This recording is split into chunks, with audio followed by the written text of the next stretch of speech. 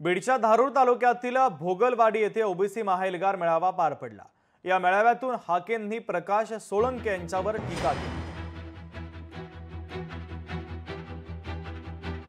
अरे प्रकाश सोळंके वय तुमचं लय आहे राव, तुमच्या अर्ध्या वयाचा पण नाही मी।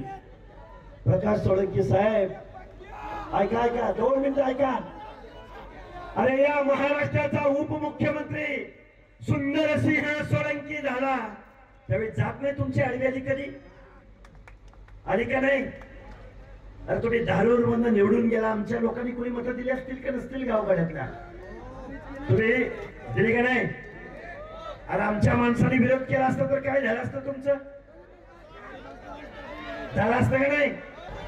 त्याला काय पाठिंबा द्यायचं ते देऊ द्या, पण पहिला आमदारकीचा राजीनामा द्या म्हणा। राष्ट्रवादी काँग्रेस पक्षाचे आमचे राष्ट्रीय अध्यक्ष व राज्याचे उपमुख्यमंत्री माननीय अजितदादा पवार साहेबांच्या विरुद्ध अशोभनीय भाषा, खालच्या पातळीची भाषा हे वापरत असतात। त्याच्यातनं त्यांचे संस्कारच दिसतात।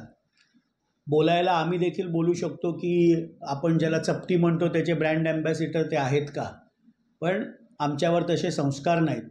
आणि महाराष्ट्रामध्ये मराठा विरुद्ध ओबीसी हे वातावरण खराब करण्याचं काम लक्ष्मण हाके सातत्याने करतायत। या महाराष्ट्रामध्ये मराठा विरुद्ध ओबीसी असा वाद कसा निर्माण होईल यासाठी लक्ष्मण हाके प्रयत्न करत असतात। लोकशाही मराठी ऐका, पहा, जागरूक रहा।